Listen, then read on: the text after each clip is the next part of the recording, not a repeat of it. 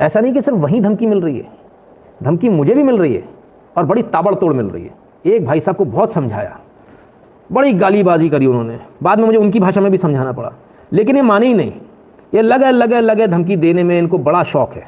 तो भैया अब बताइए हम क्या कर सकते हैं इनका, आप ही बताइए, इनका कुछ किया जा सकता है क्या?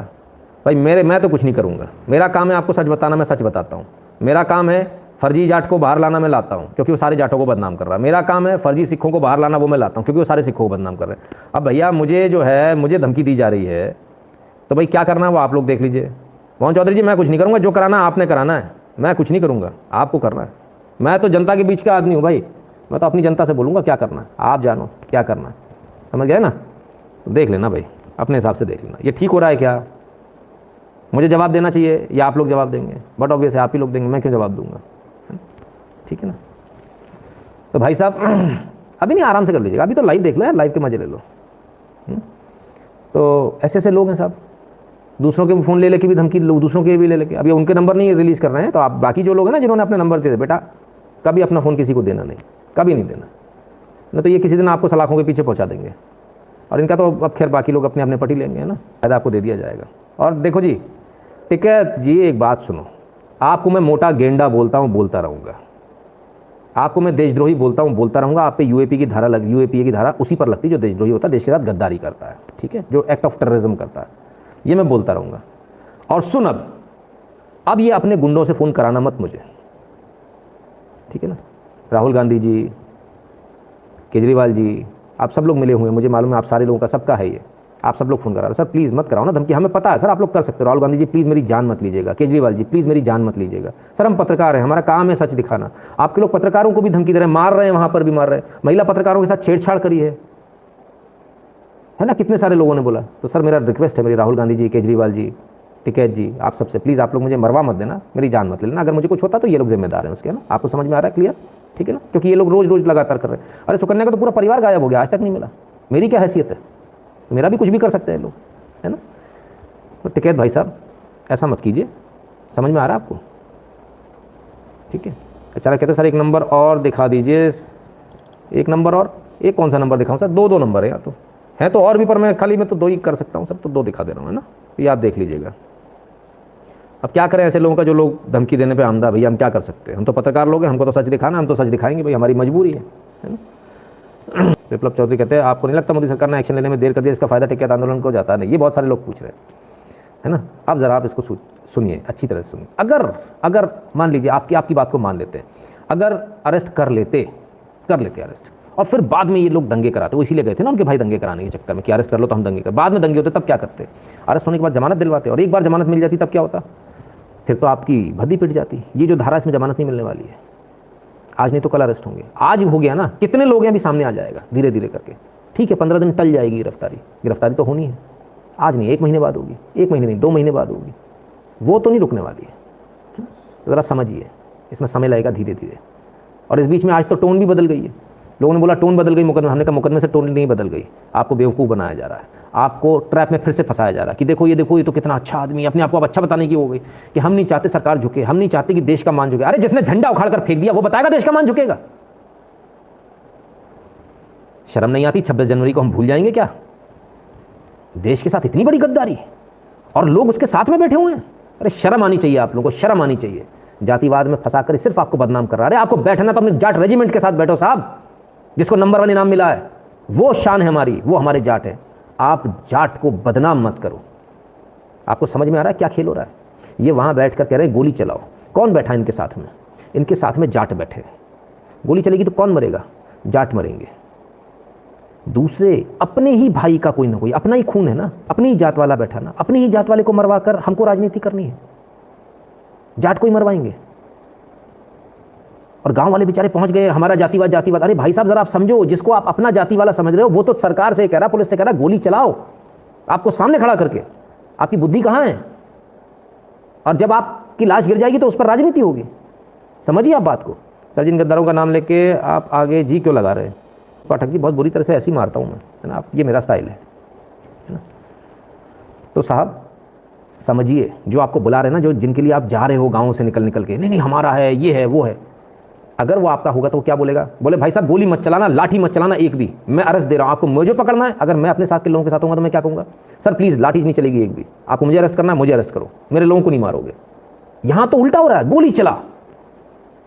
गजब, समझ में आ रहा है आपको। अगर कोई आपका हितैषी होगा तो क्या कहेगा, आपका हितैषी ये कहेगा भाई साहब हमारे आदमी को मत मारना, आपको जो करना आप हमारे साथ करो, मुकदमा लगाना। मेरे साथ कई बार होता है, बहुत बार ऐसा होता है, कई बार एजिटेशन में जाते 500-500 लड़के होते हैं, होता है ऐसा, हाथ से निकल जाते हैं, लगते हैं मुकदमे। तब मैं एक ही चीज़ बोलता हूँ, खड़ा होकर बोलता हूँ बाकायदा, भाई साहब ये बच्चे इनको छोड़ दीजिए, इनका कैरियर अभी बाकी है, आपको मुकदमा लगाना हमारे ऊपर लगाइए, 365 मुकदमे एक और लग जाएगा, कौन सा फर्क पड़ जाएगा।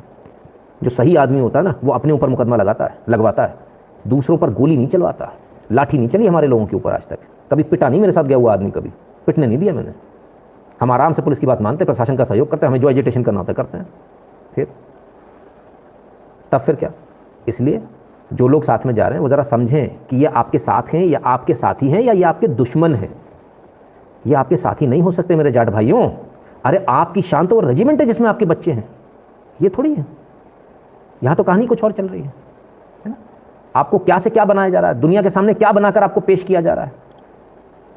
आपकी आन बान शान कहाँ है, आपकी आन बान शान जाट रेजिमेंट में। आपको पेश क्या किया जा रहा है बनाकर, आपको ये बनाकर पेश किया जा रहा है देश के सामने जैसे जिस प्रकार से, भाई ये तो सीधे मैं कहूँगा बदनामी करने का एक प्रयास है। बाकी आप समझदार हैं, मेरा काम है आपको जगाना, मेरा काम है आपको बताना, वो मैं लगातार आपको बताता रहूँगा। और देखिए मुझे कितनी धमकी मिले मुझे उससे कोई फ़र्क नहीं पड़ता। इनको ऐसा लगता है कि शायद इनको ये मतलब कोई मुझे फ़र्क पड़ जाएगा, तो ऐसा कुछ नहीं है ना। हमारे को इन धमकियों से ऐसी, अरे ये तो बच्चे हैं धमकी देने वाले, हमको तो सरकारों ने धमकी दी हुई है, तो जब सरकारों की धमकी हमने नहीं झेली तो इनकी क्या झेलेंगे, इनसे क्या फ़र्क पड़ जाएगा हमको, ठीक है ना। तो भैया ये प्रयास मत किया कीजिए, इससे कुछ नहीं होने वाला, ठीक है। और आप जो काम कर रहे हैं ना वो मैं जनता को एक बार और दिखा देता हूँ ताकि जनता भूले नहीं। इन दृश्यों को भूलना मत। ये जो ऊपर से फेंके गए हैं लोग, ये जो तुम्हारे सिपाही जो ऊपर से फेंके गए, जवान जो तुम्हारे फेंके गए, इनको भूलना मत, है ना। ये भूलेंगे ना हम तो बहुत बड़ा महापाप करेंगे, इनको भूलना मत, ठीक है ना। चलिए नहीं साहब, बच्चे कोई नहीं है जिन्होंने ये तोड़ना चाहिए ना, वो भी सब वही हैं, इनमें से बच्चा कोई नहीं है, आप इसको समझ लीजिए। यही बच्चे बच्चे सोच कर, ये तो वही वाली स्टाइल है ना, नादान बच्चा है साहब, हो गई गलती, है ना। वो चीज़ हम अपने यहाँ नहीं करेंगे। खैर जिसको जो करना है करे, बहुत अच्छे से करे, लेकिन प्रशासन अपना काम हमेशा करता है और वो प्रशासन अभी भी काम कर रहा है। टाइम्स ऑफ इंडिया की न्यूज़, फार्मर प्रोटेस्ट, जरा समझ लें जो लोग फार्मर प्रोटेस्ट में गए हैं, जो फ्री का माल खाने गए वो भी समझ लें। Delhi police examining dump data of mobile calls, जितने भी मोबाइल एक्टिव थे वहाँ उन सब को अब निकाला जा रहा है। Registration numbers of tractor and probe into January 26 violence, 26 जनवरी की जो वायलेंस हुई थी उसमें वहाँ कौन कौन था, किस किस के मोबाइल थे, कौन कौन से ट्रैक्टर गए थे, उनके नंबर क्या थे, सब कुछ अब दिल्ली सरकार, दिल्ली की पुलिस इस पर काम कर रही है। जॉइंट सीपी क्राइम है बीके सिंह, क्राइम ब्रांच को दे दिया गया मामला और क्राइम ब्रांच बहुत सक्षम है इन चीज़ों को ढूंढने। इनमें जाट सिपाही भी भाई साहब पता नहीं कौन से, यार यहाँ तो रोज़ फर्जी आ जाता है। इतने तो दिखाए ना आपको, पहले वो आर्मी वाला बन गया, उस पर मुकदमा लग रखा है।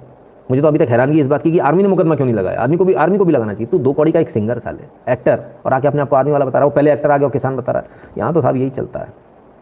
पंडितों को क्या बोला टिकट ने, अरे साहब पूछिए मत, पंडितों के तो पैर पूछते हैं जाट, लेकिन ये एकमात्र ऐसा नालायक है जो पूरे जाटों को बदनाम कर रहा है ना। समझिए आपको सिर्फ बदनाम किया जा रहा है, ठीक है। बाकी पुलिस तो अपना काम कर ही रही है। चले जरा आप आंदोलन की तरफ मुड़ गए तो आंदोलन की तरफ चले। नितिन जी मैं भी जाट हूँ, लेकिन राजस्थान में भी जाटों का नाम लेकर टिकैत के सपोर्ट में माहौल बनाने की कोशिश की जा रही है। भैया अमित जाखड़ जी थोड़ा संभालिएगा, क्योंकि इसमें अभी देखा ना आपने, एक बदनाम हो गए बड़ी बुरी तरह से। मेरे पास आदमियों ने फ़ोन करके रोए हैं, मेरे पास में 50-50 60-60 साल के लोग रोए हैं। ऐसी स्थिति ना हो जाए, बदनाम मत होने देना। कम्युनिस्ट का एक ही काम है बदनाम। आप मेरा 1-1.5 महीने पुराना वीडियो उठाइए, जब ये सब आंदोलन शुरू होने वाला, मैं क्या कहा, बदनाम होगी जी, कुछ नहीं होने वाला, ठीक है। तो इसलिए थोड़ा सा संभाल कर, और जो आदमी आपके फेवर का है आप सिर्फ एक बात पूछिएगा, भाई वो तो हमारा आदमी है ना, तो वो ये क्यों कह रहा है, हमारे लोगों को बुला रहा है ना, अपनी जात वालों को बुला रहा है ना, अपने भाइयों को बुला रहा है, तो ये क्यों कह रहा है गोली चलाओ। उसको तो ये बोलना चाहिए भैया डंडा भी नहीं चलना चाहिए, पुलिस डंडा भी नहीं चलाएगी, मेरी गिरफ्तारी चाहिए, मेरी गिरफ्तारी ले लो, मुझे गोली मारो, मेरी गिरफ्तारी ले लो, मैं उतर कर आ जाता हूँ स्टेज से, आप मत आओ। ऐसा हुआ क्या, नहीं हुआ, हो तो कुछ और ही रहा है। समझ लीजिए। चलिए अब हमने कहा कि चलिए ज़रा किसान आंदोलन की तरफ चल लेते, जब आ ही गई ये बात तो चल लेते। तो चलें कैसे, चलने के लिए मैंने आपके लिए बिल्कुल इंतजाम कराया, ऐसे कैसे जाएंगे, तो जाने के लिए भी तो कुछ चाहिए। तो चलिए आप लोगों को बढ़िया गाड़ियों में ले चलता हूँ। आहा आनंद आया, ये जा रहे किसान, अपन भी इसी में लद लें। भाई मेरे को तो बड़ा दिन हो गया यार, इतनी महंगी महंगी गाड़ियों में बैठे हुए। और मैंने ये देखो ये माला वाला सिस्टम ना, ये लोग अभी भी ये सोचते हैं ये, अब ये माला का सिस्टम बता दो, ये माला पड़ी कैसे पड़ी होती है। देखो मैं बताता हूँ आपको, पहले इस माला का सिस्टम समझ लो। अपन कहीं जा रहे होते हैं ना, नेता वगैरह ऐसे रोल बट्टे में जाना होता, हमारे कहते हैं रोल बट्टे, तो रोल बट्टे में जाना होता तो क्या करते हैं, ड्राइवर बोल 100 का नोट निकालेंगे, जब माला लेकर आ, 10-10 रुपये की 10 माला ले आएगा। और अक्सर तो ऐसा भी होता है कि मंदिर से उठा लाते हैं, मंदिर में चढ़ी हुई माला जो निकलती है ना, पट से ले आएंगे, गाड़ी के ऊपर डाल लेंगे। कौन देख रहा है कल की चढ़ी हुई है, माला डाल ली, हाँ नेताजी हाँ माला वाला पहन के आ रहे हैं, पता चला नेताजी पीछे तो चप्पल खा के आ रहे हैं। लोगों ने माँ बहन कर रखी नेताजी की, नेताजी एकदम टकाटक, हाँ कल वाला कुर्ता बदल लिया क्योंकि पिछले वाले पे जूते पड़े थे, काला हो गया था, किसी ने मुंह पे शाही फेंक दी थी, तो नेताजी एकदम सही 60, अभी माला वाला डाल दो भाई, डल गई साहब, माला डल गई, देख रही ना माला वाला, तो माला का भी आप समझ लो। देखो मैं तो साहब ज़मीन का आदमी हूँ, ये सब मैंने बहुत काम किए हुए हैं, है ना, कोई इकलौता एक काम थोड़ी कर रहा हूँ, मल्टी फेसेड पर्सनालिटी हूँ, सब मालूम मुझे कैसे क्या चलता है। ये जितनी गाड़ियाँ रखी ना, आजा भाई खाने को मिलेगा, दारू मिलेगी, 2000 रुपये मिलेंगे, पेट्रोल डीजल मिलेगा, आ जाओ भैया आ जाओ, आ जाते सब, ठीक है।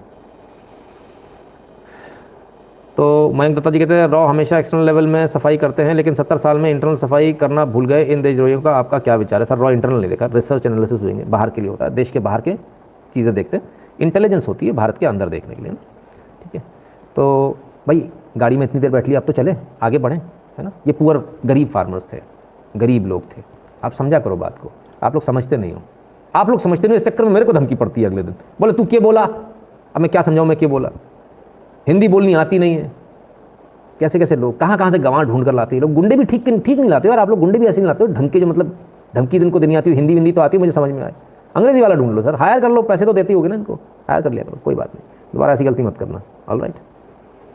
चलिए केजरीवाल जी क्या कह रहे हैं ज़रा देख ले, बड़ा किसान का रेला पेल रखा है इन्होंने, भैया ज़रा सुन ले केजरीवाल जी क्या कह रहे हैं, वरना सब गड़बड़ हो जाएगी। केजरीवाल जी जो कहेंगे वही होगा इस देश में, भाई मैं तो केजरीवाल का बहुत बड़ा फैन हूँ, जो केजरीवाल कहेंगे मैं वही मानूंगा। सुन लो भाई केजरीवाल क्या कह रहे हैं।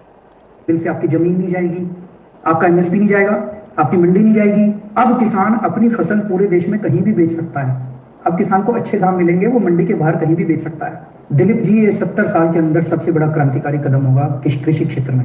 बिल से आपकी जमीन नहीं जाएगी, आपका एमएसपी नहीं जाएगा, आपकी मंडी नहीं जाएगी। अब किसान अपनी फसल पूरे देश में कहीं भी बेच सकता है, अब किसान को अच्छे दाम मिलेंगे, वो मंडी के बाहर कहीं भी बेच सकता है। दिलीप जी ये 70 साल के अंदर सबसे बड़ा क्रांतिकारी कदम होगा कृषि क्षेत्र में। बिल से आपकी जमीन नहीं जाएगी। आप साहब ये तो लाहौर पे बिल्ला कूदत है भैया, लाहौर पे बिल्ला कूदत, भयंकर वाला कूदत। तो कुछ और बोल रहे हैं केजरीवाल जी, क्या हो गया केजरीवाल जी, क्लोन बन गया कोई क्या केजरीवाल जी का, ये लफड़ा कैसे हो गया? सरदार के साथ लाल किले पे सीए वाले गुंडे भी थे, सरदार ओपनली बोल रहे थे कि राम सीता का ना हुआ, हम तुम हमारे क्या होगे। नियोन जी वो तो ऐसा बोलेंगे, और क्या गलत बोल रहे हैं, सच बोल रहे हैं, है ना। तो साहब केजरीवाल जी को सुन लिया, पानी पहुँचा रहे हैं ना आपको, बिजली पहुँचा रहे हैं, पानी पहुँचा रहे हैं, पिज़्ज़ा विज़्ज़ा पहुँचा रहे हैं, केले कैसे भूल सकता हूँ, केले खाओ, और बहुत सारी चीज़ें। तो वो तो कह रहे हैं कि बिल ऐसा दोबारा क्रांतिकारी बिल है, 70 साल में ऐसा कभी नहीं हुआ। अब क्या करें, ये तो असमंजस की स्थिति हो गई। केजरीवाल जी तो ये कह रहे हैं, छोटा चूजा वहाँ जाके कुछ और बोल देता है, चूजा करता हुआ घूमता है वहाँ, वो अलग है, टकलू अलग घूम रहे हैं, उनका अलग ही स्वैग है, चमका के एकदम चकाचक पॉलिश वॉलिश करके सर्रैट कपड़ा वपड़ा मार के एकदम छकाचक चमकती हुई, उनका अलग स्वैग है। आज एक और पहुंच गया, उसका अलग ही 3rd लेवल का स्वैग है। कमाल के लोग हैं, ऐसे स्वैग वाले लोग हैं। चलो भाई कोई बात नहीं, क्या कर सकते हैं। केजरीवाल जी ने बोल दिया, सारे लोगों ने समर्थन किया, फिर गड़बड़ कहाँ हो गई, हमें तो समझ में नहीं आया यार गड़बड़ कहाँ हो गई। पहले कैप्टन साहब भी कह रहे थे अच्छा हो रहा है, पहले शिरोमणि अकाली दल वाले भी बोल रहे थे अच्छा हो रहा है, तमाम सारे लोग सब अच्छा बोल रहे थे, अब क्या हुआ, है ना।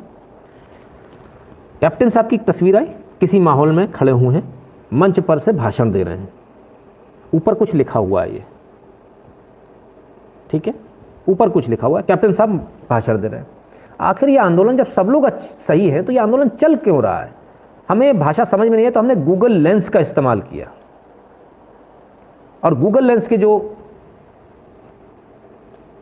ट्रांसलेट आया, ऑटो डिटेक्ट इंग्लिश में किया, पीछे जो है उसको ट्रांसलेट, तो ये आया खालिस्तान लॉन्ग लिव, यानी खालिस्तान जिंदाबाद।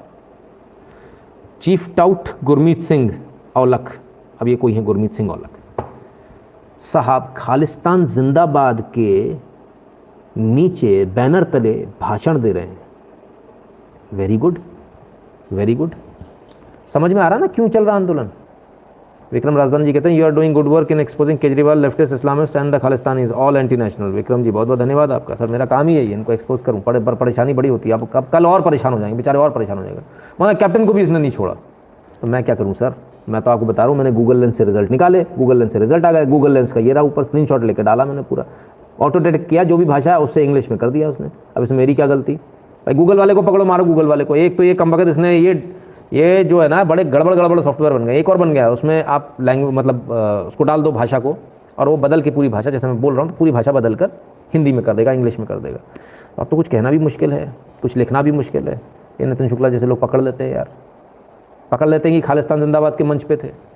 फोटो बेचारे डालते हैं ये वाली, किसी को पल्ले नहीं पड़ेगी, बदल के हम ये वाली बना लेते हैं, उसको पट्ट पल्ले पड़ जाती है।